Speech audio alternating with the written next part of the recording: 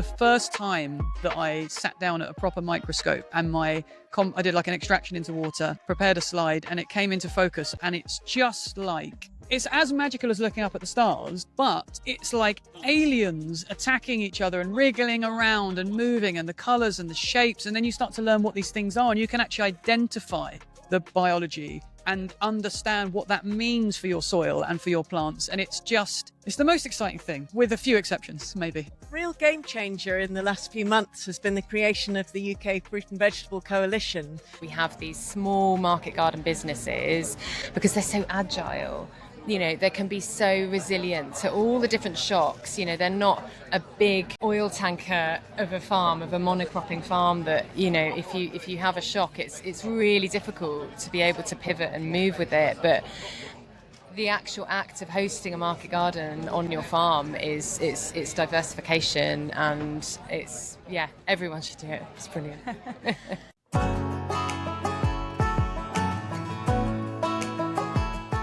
Hello from sunny Cornwall. I am Liv James and I am your Organic Grower podcast host. It has been a heatwave week since Groundswell a couple of weeks ago, and I hope all you growers out there are surviving in this hot weather, and I hope your plants are not perishing. So Groundswell 2026, it was buzzing. I mean, to say the least, and it was amazing to see so many people there, so many familiar faces, farmers, growers, people supporting the industry. I can definitely tell horticulture's place is growing at Groundswell. There was talks on field rotations from Andy Dibben.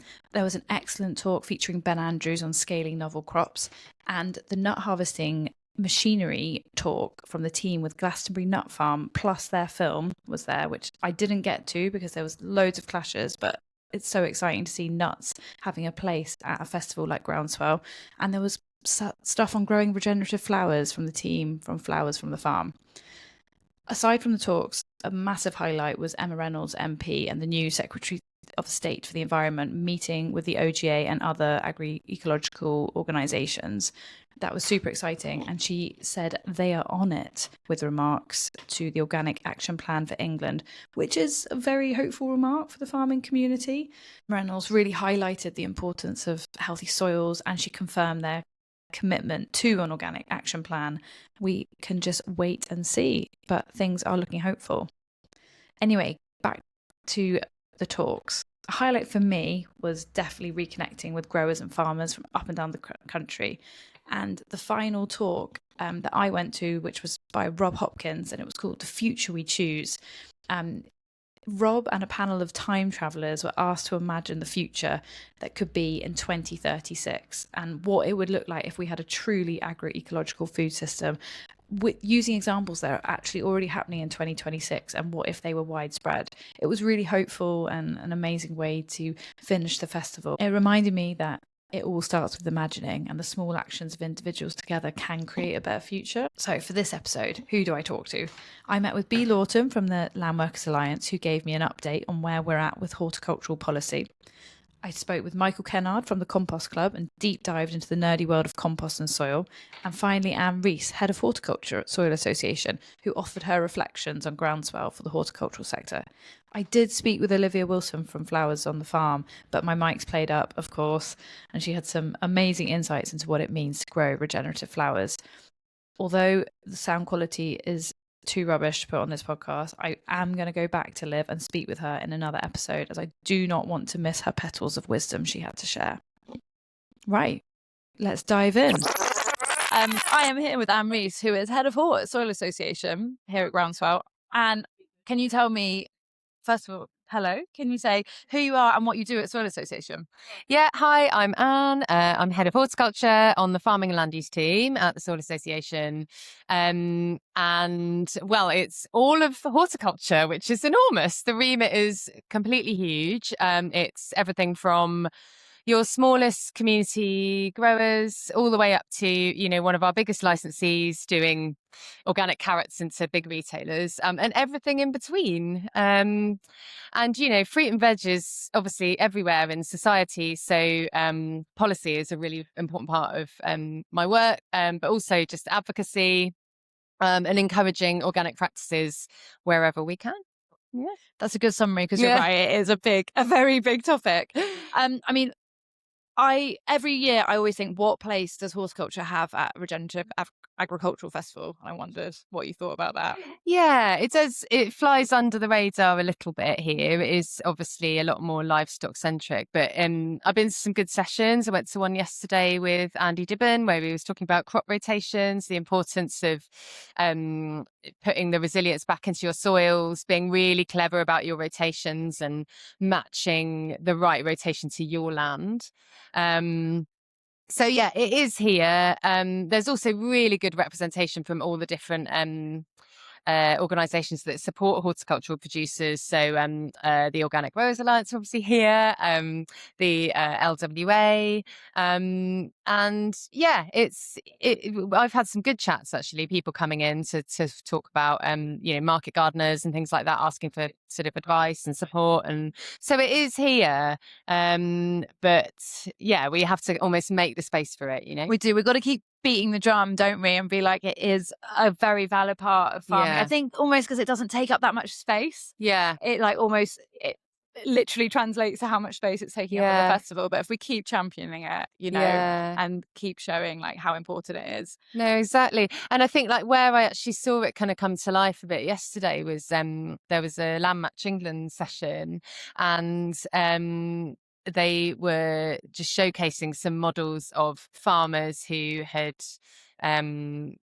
joined up with a grower who wanted to host have a market garden somewhere, someone who had struggled to find access to land, and they were really lucky to be able to link up with a farmer who wanted to host them on his farm. And it's just brilliant to see these models of that in action, because it's really important that we have these small market garden businesses, because they're so agile.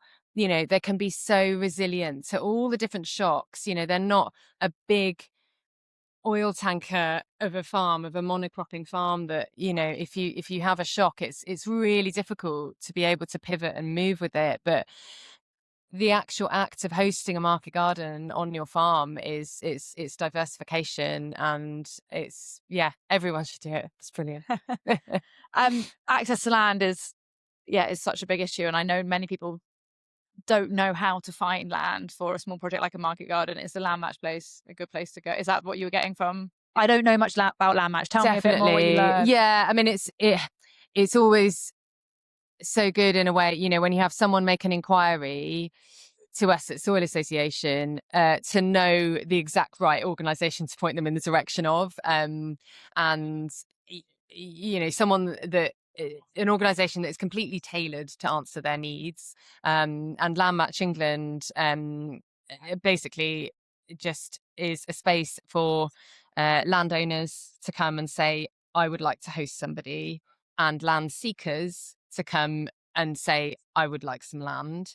At the moment, they have about 70% land seekers and about 30% landowners. But it's actually their first time at Groundswell this year. And I saw their sign-up sheet yesterday, and it was full of landowners. Oh, that's amazing. I think this could be the beginning of something very exciting. And then hopefully the retipping of that balance and get it to 50-50, because that's the dream, right? If every land seeker could have access. And it's, there are just multiple benefits for the farmer, as well as for the seeker.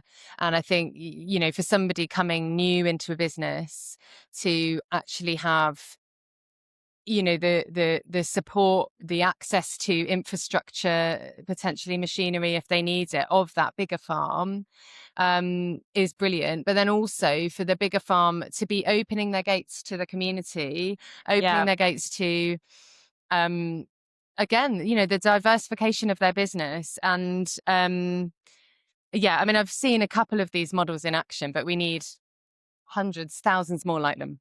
That I was having a conversation with the livestock farmer yesterday, and I said something that's quite unique about horticulture is it's really people-centric business, and it brings people to farms in a way that perhaps livestock farming or arable farming doesn't. That's a really positive. So you think about farmers markets and things like that, where people want somewhere where they can go and make those easy, quick purchases. A cabbage for dinner, some tomatoes. It's so accessible. It's like a universal language fruit and veg. It's everywhere. Oh, I love that. It's, you know, a universal truth. it is, you know, but it's like, it's in our school dinners, it's in our hospital meals, it's on our, you know, our plates at home, it's our restaurant, it's just everywhere, it's everything. I'm clearly very passionate about it, but but then I should be, it's my job. I'm an also equal veg nut, I would say. Veg nerds. 2 veg nerds sitting on some beanbags in a windy tent at Groundswell. Thank you, Anne. You're very welcome. Thanks, Liv. Nice to chat. A pleasure. Hello, I'm here with Bea Laughton from the LWA. And yesterday, we're at Groundswell. Yesterday, she mentioned to me that there's just been some exciting progress in the horticultural policy space. So Bea, can you just give me an update of like the work you've been doing and any changes or progress that we've seen? Well, the real game changer in the last few months has been the creation of the UK Fruit and Vegetable Coalition, which has been a group of growers or organisations representing organic and agroecological growers, including Organic Growers Alliance, LWA, CSA Network, Soil Association, and then some organisations to do with more the routes to market, like Growing Communities and Organic North.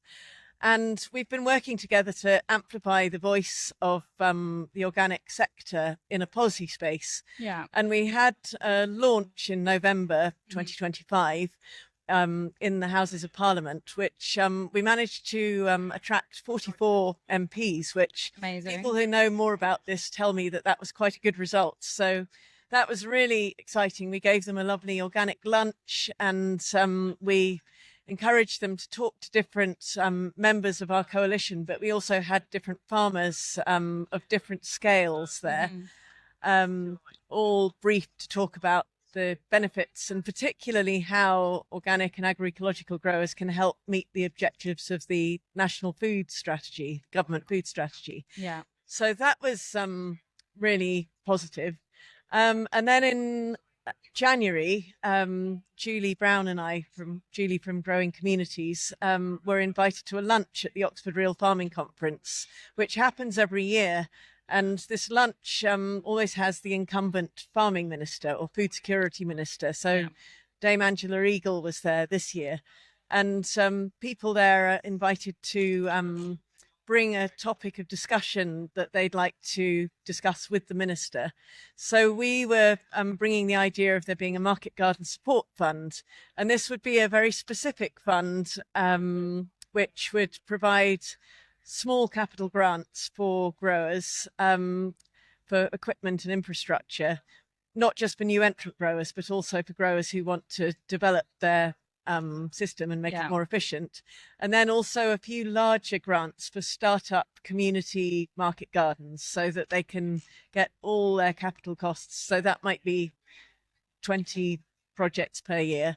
And then it would also be a fund that would provide revenue costs for public engagement activities. So not just the usual school visits, but also potentially for hosting volunteers, where the volunteers are really benefiting from the mental health benefits or the social benefits, because this is something that market gardens do so well.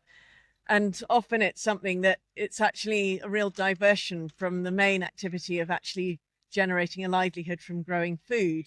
So having some payment for that would be really, really helpful. How was that received? Well, it was received really very well. We at that lunch, we took the opportunity to invite the minister to Dagenham Farm to see for herself how an urban farm operates and what the social benefits are of having an urban farm. So that happened in March this year, and she and a delegation from DEFRA of some quite senior people came to visit, and we gave them another organic lunch and showed them around the farm, and they could see some of the volunteer groups who were there, and there was a school group there who were planting trees, and she really got to see how active and vibrant a farm can be, but at the same time producing food, because Dagenham Farm produces about 5 tons of vegetables per year, which it sells through the box scheme of Growing Communities. So it's really contributing to the food system as well, in this integrated system where the food goes into the box scheme alongside produce from rural market gardens as well. So, and she seemed to really get what we were asking for and seemed very, very positive about it. And on the back of that, DEPRA have then been asking us to provide them more information about the size and the scope of the market garden sector and how we define a market garden. So the fact that they're showing interest gives us hope that this might actually come to fruition, but you just never know. And with everything being so up in the air politically, and sadly, Dame Angela Eagle has been moved on to pastures new. Yes. So we're trying to keep up the dialogue. And then the further thing that we're really excited about is that the UK Fruit and Vegetable Coalition has been invited to be part of the development of the horticulture sector growth plan. Yeah. And this is something that has come out of the Farm Profitability Review that was published just before Christmas. And Dame Minette Batters recommended that each farming sector would have one of these sector growth plans to really examine how it could grow in its scope, how it could meet the need for food, and how the businesses could become more profitable. And so we're working alongside, so there's the agroecological group, which is basically the Fruit and Vegetable Coalition. Yeah. And then there's the Horticulture Experts Group, which is larger scale conventional growers. And then there's the environmental group, which is the ornamental sector, so plant nurseries and landscape gardeners. And each of the groups is working with DEPRA on developing its own vision for how it would like to develop going forward, what the barriers are, and how those barriers could be overcome, what our ideas are for overcoming those barriers. So we're going to be working on that through to the end of September. And then they seem to be very keen to actually get that completed and start implementing it in the autumn. So, I mean, it sounds extremely exciting. Is there some priorities that the Fruit and Veg Coalition would push forward? Yes. Well, I mean, really, we need to have a much more systemic package to support the horticulture sector. And we're very much not asking for DEPRA to do it all for us, because our sector is already doing so much itself. But there are some key things that would be really helpful to have. And so I would identify training as a real gap, and having really clear pathways into horticulture.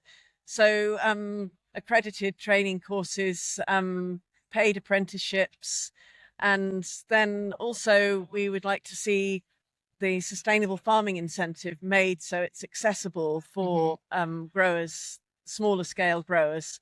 Because at the moment it's not really working well. I mean, growers of under 3 hectares can't benefit from it Which is at all. such a common scale, as we Yes, which is such a common scale. We'd also like to see work being done on making routes into public procurement contracts easier, because I think that would really create a much more stable market, and looking at how groups of smaller growers can collaborate to access those routes to market.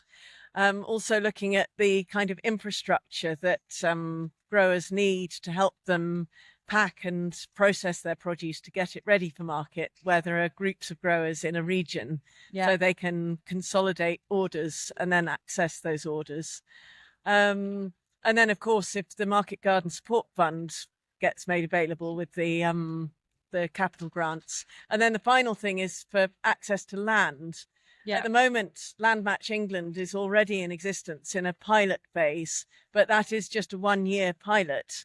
And what we would really love is for that to be publicly funded, because it's not just about making the initial match, but really brokering that relationship as the farmer and the potential land seeker build a relationship of trust. Because a farmer allowing someone to come and start growing on their land you're not just going to let anybody do that. You need to build that relationship. And having something like Land Match England, which they do already have in Scotland and Wales, which is really enabling people to access land, is really game changing. So really to help the growth that we'd like, which would it would enable us to substitute for more imports.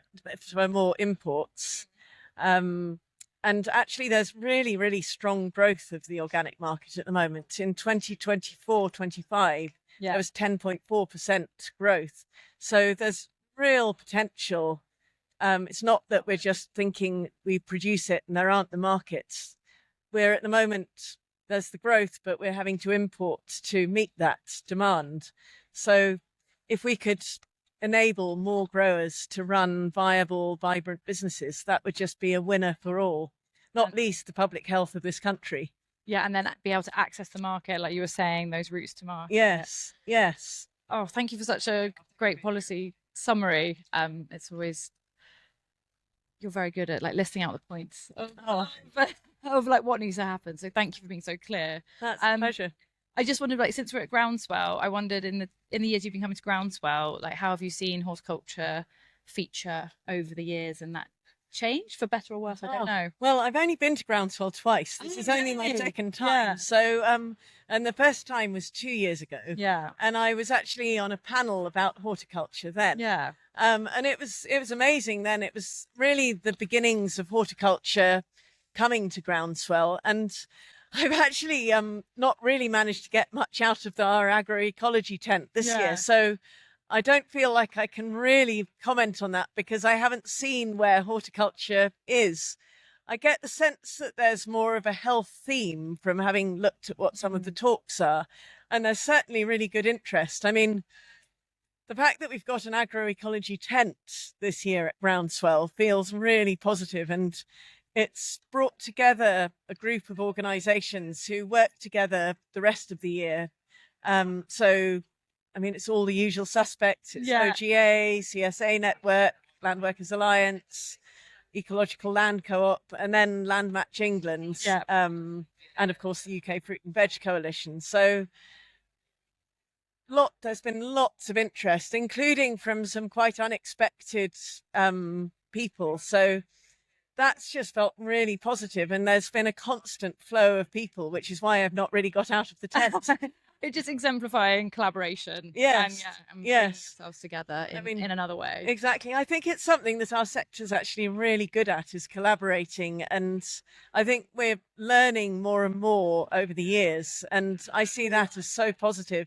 And the trust is being built between the organisations, the understanding that actually by working together, we can achieve more than we can by competing against each other. So, of course, that was some very wise final words. Thank you, Bea. That's a pleasure. Hello, Michael. Hello. Welcome. We are here at Groundswell for the OGA podcast, and I have with me Michael Kennard, who I would classify as a compost nerd. Is that a fair thing to say? Yeah, I've been told that I should be calling myself a soil ecologist now. Oh, that sounds very professional. Doesn't it? Yeah, and people are really interested by that because, But anyway, soil nerd, compost nerd. Yeah, I'll take that. Nice. Could you give me a short intro to yourself? Like, who are you and what do you do? Yeah, so I'm Michael Kennard, and I run a social enterprise called Compost Club. I've been making compost as alive and diverse in biology as possible, all from waste, circular economy in action, no virgin plastics, no mains power, no mains water. Doing that for a long time, increasingly talking about doing that. And last year did becoming a regenerative farmer training, and now I'm on a 60-acre farm and looking at as much composting, as much teaching, and as much actual farming, trying to kind of do a bit of everything. So before we get into the talk that you just gave at Groundswell, I know you got into composting through being a market gardener. Like, what was that journey for you?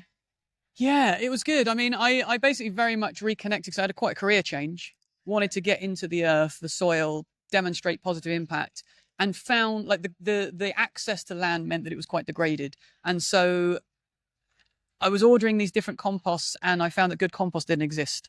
And so really it came from that necessity, and then went down a wormhole into like soil biology that I'm just still tunneling basically, and we'll never know it all. So I'll be on this forever. Yeah. Right?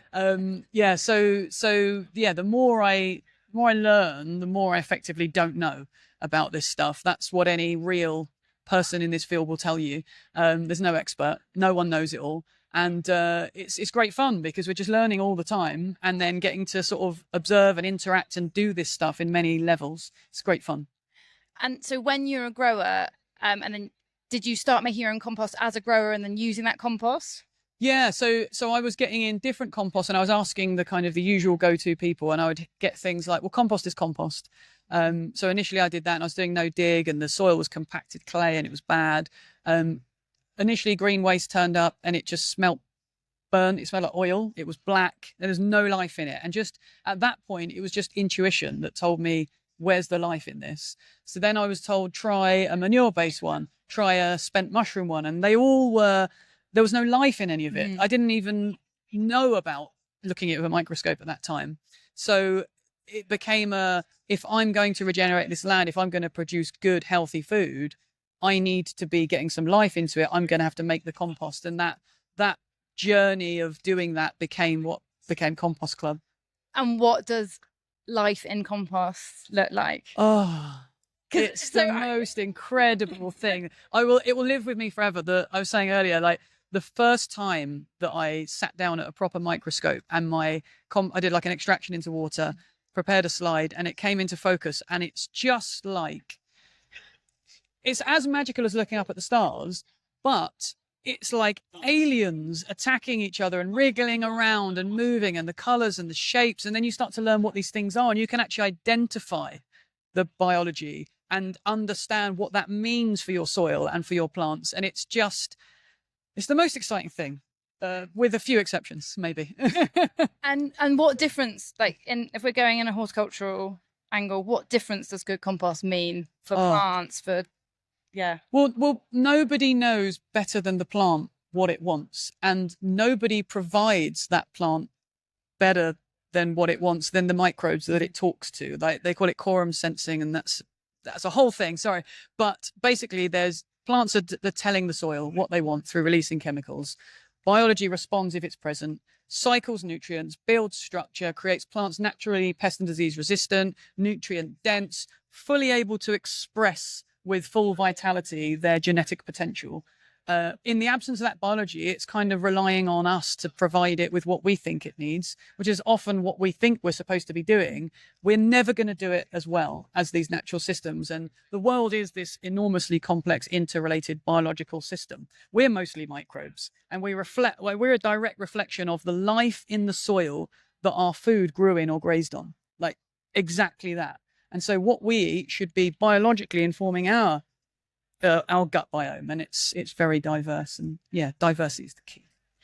So practically, for people that might be market gardening, they might be farming veg on scale, like how can they make this compost to improve their crops?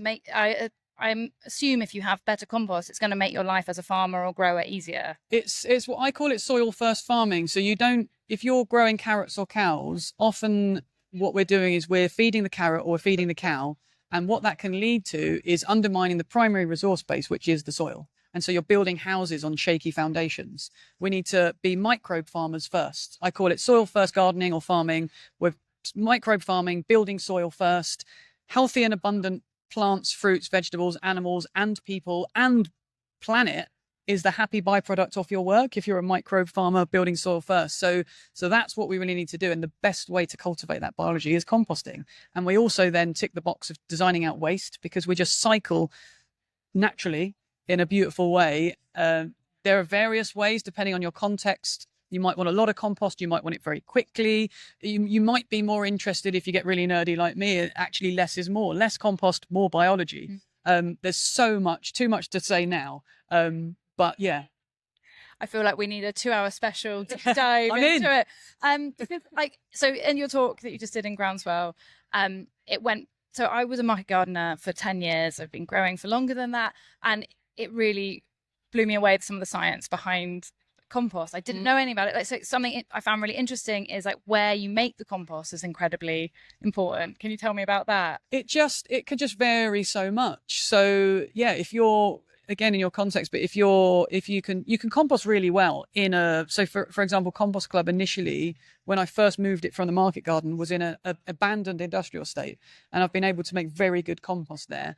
But if I were to do that on a woodland edge, I would have different fungal spores coming in. And then if you're making it with the crop residues of the things that you want to continue growing, that can add benefit. And you can do exactly the same thing, or what you as closely as possible, and you'll get different outcomes just by virtue of having the pile there or over there, or different amount of rainfall or whatever. There's so many variables, and it's why it's so important to just have a constant evolution, keep it emergent, keep experimenting, keep it playful, and just roll with it like we do with everything else when we're farming. We're not controlling the weather, but the more holistic your compost making is, the better it's going to be. Have you got a top tip for people that want to either start composting or improve their compost? I developed this thing for 11-year-olds. I was asked to talk to 200 11-year-olds on 2 consecutive days from schools in Wales, and I came up with this thing called the compost triangle. Like the fire triangle, fuel, heat and oxygen, you have a fire. Compost triangle is a little more complex, but again, 3 things. You need oxygen again, moisture. The caveat is about 50% generally. Worms like a bit more moisture, but 50% is ideal. Too dry, microbes go sleepy, dormant, and in the extreme, they die, just like when we get dehydrated. Too wet, and the oxygen can't get in, so you lose the other side. A good way of telling is a moisture meter, or just squeeze it between 2 hands. 2 drops is golden, none too dry. If it runs down your elbow and off, too wet. That's the sweet spot, 2 drops. And then the other side is the feedstock. So again, the fuel, but it's carbon to nitrogen. So balancing that out. What do you mean by feedstock? So your inputs, what things, what wastes, or what greens and browns, often people think about it. So carbon to nitrogen. So ideally wood chips. I love wood chips, structure, solid carbon. And then the amount of green inputs, green waste, food waste, whatever, coffee grounds. Ideally, if you can balance them in volume, 50-50, then you should be all right. Kind of can't go too wrong. Often it's too much nitrogen, too green, and then it goes all slimy and grim.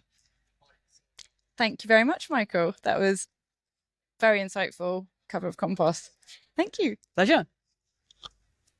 So I hope you enjoyed those interviews from Groundswell. It was a pleasure to talk to Anne and talk to Michael, and of course Liv, thank you, but we will have to revisit you so we can get over these sound issues that we had at Groundswell.